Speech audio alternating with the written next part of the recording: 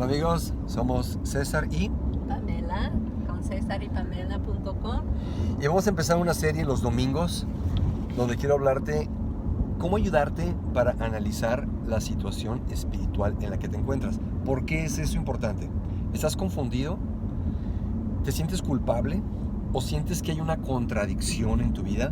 Porque te sientes culpable en la forma que estás viviendo, pero eso no es congruente con lo que crees. Te voy a decir por qué ocurre eso. Quiero empezar la serie con esta palabra, entender. Entender. Tenemos la capacidad de entender pensamientos y el entender algo, yo sé que va a sonar contradictorio para muchos de ustedes, pero entender es la base de la fe. ¿Por qué? Se dice que la fe es algo ciego, pero no, en realidad no es algo ciego. O sea, el tener fe es estar persuadido, convencido, confiando el confiar en una persona o en un objeto. Y eso genera un compromiso, el creer en algo. Por ejemplo, ahorita vamos en este auto y tenemos fe en este auto. Y yo tengo fe en que Pamela está manejando el auto correctamente. O sea, ¿y por qué entiendo que vamos a hablar de eso? ¿Por qué confío que Pamela va a manejar el auto correctamente mientras yo hago este video? Porque confío en dos cosas, en su capacidad y en su motivación. Creo que su capacidad de manejar lo suficientemente buena y creo que su motivación también lo suficientemente buena, por lo que puedo confiar. Muchos de ustedes dices que no crees en Dios o te dices que eres agnóstico porque quizás tienes el concepto equivocado de Dios. Y esa es la razón por la que dices, pues no puedo confiar en alguien que fue el autor de toda la maldad que existe en el mundo, ¿no? ¿Por qué hay maldad en el mundo si Dios es tan bueno? Vamos a hablar de temas como ese, pero es muy importante y quiero validar que quieras comprender eso. O sea, lo entiendo y estoy de acuerdo contigo. Para confiar en un Dios debes, primero, no solamente creer que es grande y bueno, sino creer que existe. Y voy a citar a un par de filósofos que estaba leyendo aquí para terminar este pensamiento con el que vamos a empezar. Número uno, el filósofo Friedrich Nietzsche dijo, y él no creía en Dios, era un nihilista de hecho: para entender la filosofía de un hombre, una persona debe primero ver la ética de ese hombre, encontrar darse cuenta cómo se comporta y después examinar su pensamiento. La forma en que estás viviendo es tu filosofía de vida. Si tú crees o no crees en Dios, crees o no crees en la moralidad, crees o no crees en la bondad del ser humano, etc., está siendo revelado por la forma en la que vives.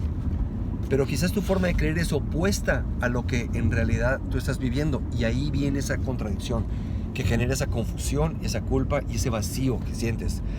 El filósofo y escritor inglés Aldous Huxley admitió, él era una persona que decía que nada tenía significado en la vida.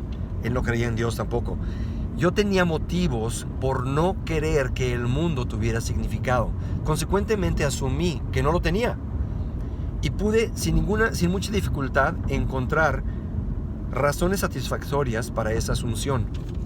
Un filósofo que no encuentra significado en el mundo no está preocupado exclusivamente con un problema de metafísica. También está preocupado para comprobar que no existe una razón válida por la que él no debería hacer lo que debe hacer. Suena muy confuso, ¿no? Pero termina.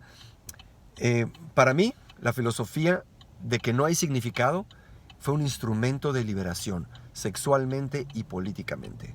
Como te das cuenta, Huxley estaba creando una forma de pensar que fuera congruente con su forma de vivir. Los seres humanos tenemos una brújula interna y mi creencia es que Dios la puso ahí. Pero quiero que lo analices, aun si no crees en Dios, quiero que entres en esa conversación, porque yo pienso que tenemos esa brújula interna que no nos deja vivir una incongruencia. Tenemos que ser congruentes. Como le pasó a Charles Darwin, el creador de la teoría de la evolución. Él escribió un libro, La evolución de las especies, y él dijo, mi meta no era crear un universo sin Dios, pero cuando yo analicé la naturaleza, veía que había tanta muerte que no podía concebir que un Dios bueno existiera para haberla creado.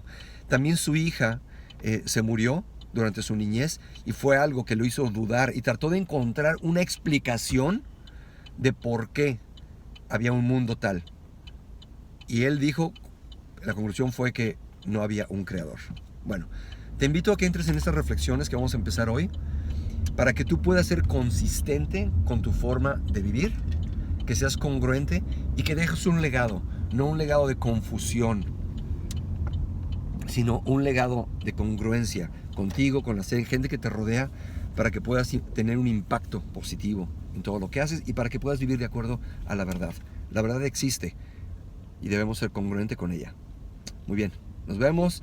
Somos César y Pamela con CésarYPamela.com. Y tú puedes vivir la vida que soñaste, una vida De libertad. Nos vemos.